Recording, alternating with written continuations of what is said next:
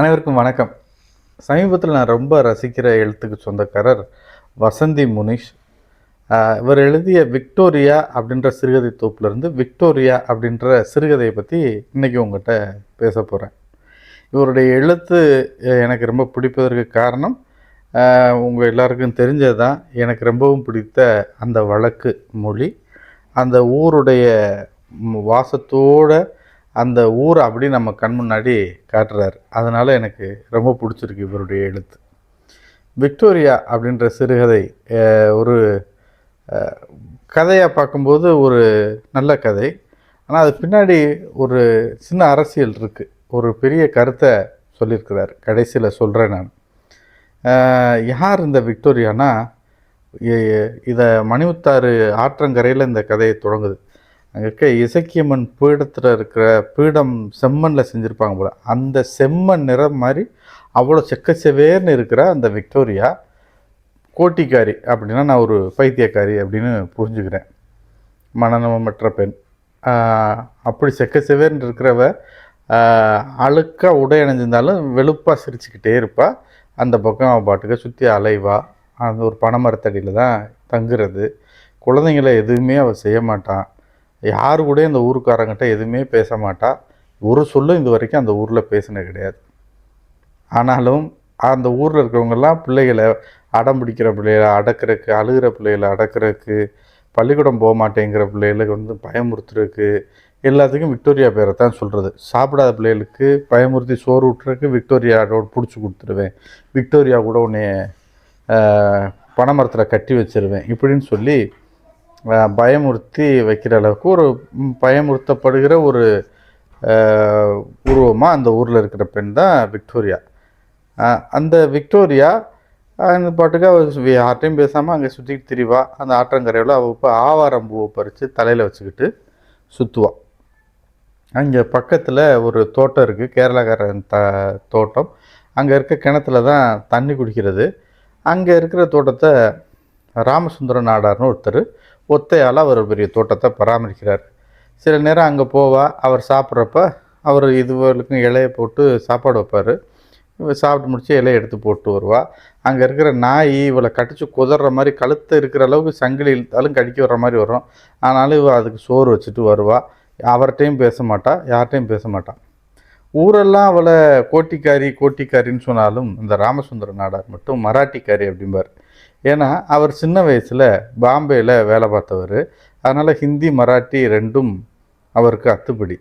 ஆனால் இதனால் விக்டோரியா அவர்கிட்ட பேசுவான்னு நீங்கள் நினைக்க வேண்டாம். விக்டோரியா அவர்கிட்டையும் பேச மாட்டார், யார்கிட்டையுமே பேச மாட்டார். அவளாக தனக்குத்தானே தனியாக பேசிக்கிட்டு இருக்கும்போது தாய்மொழியில் பேசுகிறப்ப அவர் இப்போ மராட்டின்றதை புரிஞ்சுக்கிட்டார். அதனால் அவர் மராட்டிக்காரி அப்படின்னு சொல்லுவார். இந்த இடத்துல கதையை விட்டு வெளியில் வர்றேன். நம்ம ஊரில் நிறைய ஊரில், எங்கள் ஊர்லெலாம் ஒரு சீசன் மாதிரி இருக்கும். திடீர்னு ஒரு பைத்தியக்காரன் சுற்றிக்கிட்டே இருப்பான், மனநலம் சரியில்லாத ஆள். இங்கே திடீர்னு காணா போயிடுவாங்க. திரும்ப வேறு ஏதாச்சும் ஒரு ஆள் அவங்க பாட்டுக்கு அலைவாங்க, அழுக்காக உடை உணைஞ்சிக்கிட்டு வேறு மொழிக்காரர்களாக இருப்பாங்க. இவங்க எங்கேருந்து வர்றாங்க, எப்படி வர்றாங்கன்றது எனக்கு தெரியவே இல்லை.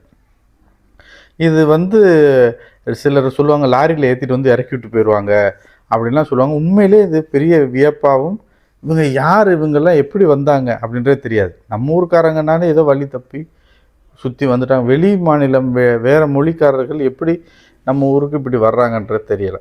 இருக்கட்டும். இப்போ அந்த ஊரில் ஒரு பூ அறுவடை முதல் இது முடிஞ்சு மறுபடியும் மழை நல்லா பெஞ்சு பூ அறுவடைக்கு தயாராகிறதுனால அந்த ஊர் இசக்கியம்மனுக்கு அவங்க கொடை கொடுக்குறதுக்கு தீர்மானித்து கொடை கொடுத்து விழா எடுத்து கொண்டாடுறாங்க அந்த ஊர் மக்கள். இப்போ தர்மகர்த்தா எல்லாம் உட்காந்து விழா முடிஞ்சதும் எப்போ அன்னைக்கு கணக்கு பார்க்கணும்னு கணக்கு புத்தகத்தை எடுத்துகிட்டு உண்டியலில் வச்சு எவ்வளோ கணக்கு இருக்குது, பணம் வந்திருக்குன்னு கணக்கு பார்க்க உட்காந்துருக்குறாங்க. தர்மகர்த்தா மகன் ஓடி வர்றான். அடித்து பிடிச்சி ஓடி ஏப்பா அப்படி ஓடி வர்ற அப்படின்னு கேட்குறாங்க. அப்பா நம்ம வைக்கப்பட தீ பிடிச்சிருச்சுன்னதும் கணக்கு பார்க்க உட்காந்துருந்தவங்க எல்லோரும் எந்திரிச்சு ஓடுறாங்க. போய் ஊரே சேர்ந்து தண்ணியெல்லாம் ஊற்றி வைக்கப்படப்போ அணைச்சிடுறாங்க. பாதி அணைச்சி காப்பாற்றிடுறாங்க. எல்லோரும் சரிப்பா என்னமோ ஆகிப்போச்சு, நாளைக்கு கணக்கு பார்ப்போம் போங்கன்னு அனுப்பிவிட்டு இவர் அசந்து போய் உட்காந்துறாரு. தர்மகர்த்தா மனைவி திட்டிக்கிட்டு இருக்கு, எவன் பண்ணானோ அவன் நான் போகன்னு திட்டி கொள்ளையில் போக அப்படின்னு சொல்லி திட்டிக்கிட்டு இருக்கு. உட்காந்துறாரு, சாப்பிட கூட மனசு இல்லாமல் அந்த பயந்து போன மாடுகள் எல்லாம் தடவி கொடுத்துட்டு தர்மகர்த்தா உட்காந்துரு, ஒரு நல்ல மனுஷன் அப்படின்றக்கு இத்தனை விஷயங்கள் அந்த இடத்துல வைக்கிறார் எழுத்தாளர். சரின்ட்டு மறுநாள் விடிஞ்சிடுது, எல்லாரும் அவங்கவுங்க வேலையை பார்க்குறாங்க. ஊர் பெருசுகள்லாம் சேர்ந்து நடந்து வர்றாங்க. இவர் வீட்டை தாண்டி போகும்போது, மாமா சீக்கிரம் வந்துடுங்க, நாங்கள் கோயிலுக்கு போகிறோம், கணக்கை பார்த்துட்டோம்ட்டு போகிறாங்க. கணக்கை பார்க்க கூப்பிட்றாங்க. நீங்கள் போயிட்டே இருங்க, வந்துடுறேன்ட்டு இவரும் கிளம்பி போகிறாரு. அதுக்குள்ளே அவங்க முன்னாடியே போயிட்டாங்கல்ல. போய் பார்த்தா கோயிலோட உண்டியல் உடஞ்சி கிடக்கு. உடஞ்சி ஒன்றையும் காணோம். உடஞ்சி கிடக்கும். ஐயோ அம்மான்னு பதறி எல்லாம் ஓடி வர்றாங்க. பூசாரி ஓடி வந்து அதுக்குள்ளே தர்மகர்த்தா பாதி வெளியில் போகல, வந்து பூசாரி காலிலே விழுந்துடுறாரு. ஏப்பா என்னப்பா அப்படி ஓடியாருங்கன்னதும், போச்சு எல்லாம் போச்சு. என்னையா போச்சு அப்படின்னதும், நம்ம உண்டியலை உடச்சி திருடிட்டாங்க அப்படின்னதும் பெரும் அதிர்ச்சி ஆகுது. இந்த செய்தி தீயாய் பரவ புகை போல தர்மகர்த்தாவை சூழ்ந்தனர் அப்படின்னு எழுதியிருக்கிறாரு அந்த இடத்துல. இந்த திருட்டு போன செய்தி அது ரொம்ப நல்லா இருந்துச்சு. செய்தி தீயா பரவுச்சு, மக்களெல்லாம் புகை போல அவரை சூழ்ந்து நிற்கிறாங்க, என்ன செய்யறேன்னு செய்யலாம் அப்படின்னு. அப்போ வந்து கிழவியெல்லாம் திட்டுதுங்க, ஏம்மா உனக்கு நாங்கள் கொடை கொடுத்தோமே இப்படி எங்களை சோதிக்கிறது அப்படின்னு சாமியவே திட்டுறாங்க. கடைசியில் இப்போ என்னப்பா செய்கிறது, எப்பா ப்ளஸ்ஸர் எடுப்பா, நம்ம போய் போலீஸில் கம்ப்ளைண்ட் கொடுத்துருவோங்கிறாரு.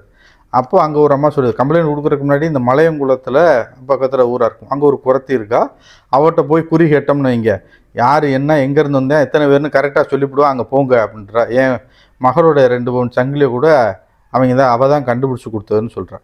இன்னொருத்தர் சொல்கிறாரு, நாகர்கோயில் அப்படின்னு எழுதுகிறார். நம்ம நாகர்கோயிலாக இருக்கலாம், அங்கே பகவதி கோயிலில் வைத்தியம் ஒருத்தர் இருக்கேன், அவன்கிட்ட போய் சோழி போட்டாலே அவன் சோழியை வச்சே அவன் சோழியை முடிச்சிருவான் அப்படின்னு அவர் அந்த ஊரில் ஒவ்வொருத்தரும் ஒவ்வொன்று சொல்கிறாங்க. ஆனாலும் தர்மகர்த்தா போய் போலீஸில் கம்ப்ளைண்ட் கொடுத்துட்டு இவங்க சொன்ன எல்லா குறிவு கேட்குறது எல்லாத்தையும் செஞ்சு பார்த்தாரு. ஒன்றும் பயனில்லை, இது வரைக்கும் கிடைக்கல, இதாகி போச்சு. அப்படி நாட்கள் செல்கின்றன. மறுநாள் ஒரு பெண் அந்த ஊரில் இருக்க ஆற்றுல குளிக்கிறதுக்கு போய் தண்ணியில் இறங்கி, இந்த குளிர் காலத்தில் எப்படி குளிப்போம், தண்ணிக்குள்ளே இறங்குற கொஞ்சம் கொஞ்சமாக இறங்குவோம், ஏன்னா கழுத்து முங்குற வரைக்கும் கொஞ்சம் கொஞ்சமாக இறங்கினா தான் குளிராது. அப்படி இறங்கி நீர் காக்காமல் தலையை உள்ளே முங்கி மேலே எடுக்கும்போது மேலே வந்து ஒரு கப்பல் தட்டுகிறது அப்படின்னு சொல்லியிருக்காரு. என்னடான்னு நான் அந்த இடத்துல ஒரு நிமிஷம் யோசித்தேன். அதை தொடர்ந்து நிறைய கப்பல்கள் வரவும் அவள் அதிர்ச்சியாகி ஓடி போய் ஊரில் சொல்லியிருக்கிறான். என்ன கப்பல்னா பேப்பர் கப்பல். என்ன பேப்பர் கப்பல்னா 1000 ரூபா தாளை கப்பலாக செஞ்சு அந்த ஆற்றுல விட்டுக்கிட்டு இருக்கா விக்டோரியா. உடனே ஊரே திரண்டு வந்துடுச்சு, இளவட்டங்கள்லாம் திரண்டு வந்து அன்னைக்கே வெறியில் இருந்தாங்க, காணா போன அன்னைக்கு எவன்னு கண்டுபிடிச்சி வெட்டணும் குத்தணும்னதும். அப்போ இவங்க வந்து இந்த விக்டோரியா அந்த கப்பல் விடுறதை பார்த்து, ரூபா தாளை விடுறத பார்த்தேன், எடுத்து அதை மோந்து பார்க்குறேன், விபூதி வாசம். இவதாயா திருடின்னு பொம்பளைனோட பார்க்காம அடிக்க, நெஞ்சில் மிதிக்க, காலில் கல்லை தூக்கி போடன்னு அவளை தாக்கிடுறாங்க. அப்போ அந்த பக்கமாக போயிட்டு வந்த அந்த ராமசுந்தர நாடார் ஓடியாராரு, எதுக்குடா அந்த பிள்ளையை போட்டு அடிக்கிறீங்கன்னு. இவதாயா திருடி இருக்கா, இந்த வாசம் இருக்குது அப்படின்னதும் அவள் வச்சுருந்த ஜாமானை தூக்கி போடுறாங்க. அதுக்குள்ளேயும் கொஞ்சம் பணமும் கொஞ்சம் சில்லற காசும் இருக்குது. வளவி, சின்ன பிள்ளைங்க பயன்படுத்துகிற வளவி, பால் பாட்டில் இதெல்லாம் கிடக்கு. சின்ன இந்த அவங்க மனநலம் சரியில்லாத சேகரித்து வைப்பாங்கள்ல, அந்த மாதிரி பொருட்கள்லாம் இருக்கவும் அதையெல்லாம் மிதிக்கவும், காசை போட்டப்போ அவளை அடித்தப்போ எதுக்குமே பேசாமல் இருந்த அந்த விக்டோரியா அந்த குழந்தைங்கள் பொருட்களை வந்து அவங்க மிதித்து சேதப்படுத்தவும் ஓன்னு கத்திக்கிட்டு அலறா. அதை விட்டுருங்க விட்டுருங்கன்னு ஹிந்தியில் சொல்கிறா, அதை எதுவும் செய்யாதீங்க விட்டுருங்க அப்படின்னு ஹிந்தியில் சொல்கிறா. அப்போ தான் அவள் பேசுகிறா. ஆனாலும் இவங்க அடித்து மயங்கிற அளவுக்கு கொண்டு போயிட்டாங்களா.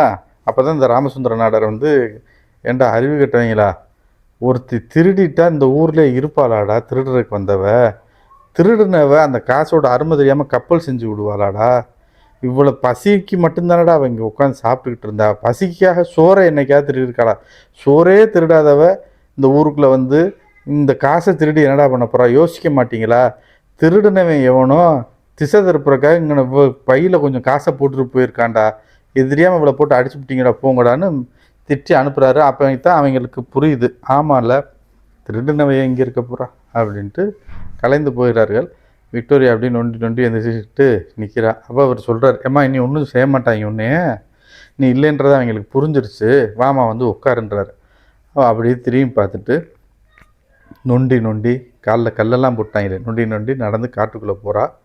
அந்த இசக்கியம்மனை கூட கும்பிடல, அந்த காப்பாற்றி விட்ட ராமசுந்தர நாடார் அவரை மட்டும் கையெடுத்து கும்பிட்டு விக்டோரியா போயிடுறா. கதை முடிஞ்சிடுது. இந்த கதையில் நான் முதல்ல சொன்னேனே நிறைய ஒரு விஷயங்கள்லாம் இருக்குன்னு. உண்மை இதுதான். நமக்கு ஆத்திரக்காரனுக்கு புத்தி மட்டு அப்படிம்பாங்க. கோபம் வந்ததும் என்ன செய்கிறது எதுவும் தெரியாமல் செஞ்சிடுறது. இன்னொன்று, இத்தனை நாளாக தேக்கி வச்சுருந்தது, நம்ம ஊரை கொள்ளையடிச்சு விட்டாங்க திருடிட்டாங்கன்ற அந்த கோபத்தையெல்லாம் சிக்கின ஏப்ப சாப்பையில் ஒரு எளியவங்க மேலே கேட்க ஆள் இல்லாதனால தாக்கி திணிச்சிட்டாங்க. இதுதான் நடக்குது. நமக்கு எங்கெங்கேயோ காட்ட முடியாத கோபத்தையெல்லாம் நம்ம வீட்டில் இருக்க எளியவங்க மேலே, எதுவுமே பேசாத அப்புறாணிங்க மேலே காட்டிடுறோம். அடுத்த விஷயத்த நான் என்னம்மா பார்க்குறேன்னா, இந்த திருடுறவன், அயோக்கிய பைய, கொள்ளையடிக்கிறவன், மக்களை சுரண்டுறவன், இவங்க எல்லாமே என்ன செய்கிறாங்க, கொஞ்சம் இல்லை திசை திருப்புற மாதிரியோ யாராவது ஒரு எளியவங்க மேலே தன்னுடைய செயலில் கொஞ்சத்தை திணிச்சு விட்டு போயிடுறாங்க. அது எதுவுமே தெரியாமல் அவங்க பலியாட ஆயிடுறாங்க. அவன் இருக்கிற இடமே தெரியாமல் தப்பிச்சு போயிடுறான், மென்மேலும் வளர்ந்துட்டு போயிடுறான். இது எல்லாமே இந்த கதைகள் சொல்கிற மாதிரி நான் சிந்திக்கிறேன். எழுத்தாளர் என்ன நினச்சி இதை முடிச்சிருக்கிறாருன்னு தெரியல. ஆக மொத்தத்தில் இந்த கதையை படித்து முடிக்கும்போது ஒரு அழகான ஓட்டம் தொடங்கி முடிகிற வரைக்கும் இந்த இந்த புத்தகம், விக்டோரியா புத்தகமும் சரி, இந்த கதையும் சரி, எடுத்ததுலேருந்து முடிக்கிற வரைக்கும் நீங்கள் நிறுத்தாமல் படிக்கிற அளவுக்கு ஒரு எழுத்து நடை, உங்களை இழுத்து செல்லுகிற எழுத்து நடை, அதுக்கு மனம் சுவை எல்லாம் சேர்க்குற மாதிரி இந்த வட்டார வழக்கு, அந்த ஊரை சொல்கிறதாகட்டும், இசக்கியம்மன் செம்மன் பீடம், அந்த நேரத்தில் இவ இருக்கிறா, மணிமுத்தாறு, அந்த ஆற்றங்கரை, நீர் காக்கா, அப்புறம் அதை எப்படி குளித்து எந்திரிக்கும், காட்டுத்தீ பரவி புகை போல சூழ்ந்தனர், இந்த மாதிரி விஷயங்கள்லாம் எழுதுகிறப்போ நம்மளுடைய உண்மையான வாழ்வியலோட நம்மளால் ஒன்றி பயணிக்க முடியுது. இன்றைக்கி விக்டோரியா என்ற கதையை உங்களோடு வாசித்ததில் எனக்கு ரொம்ப மகிழ்ச்சி. நன்றி, வணக்கம்.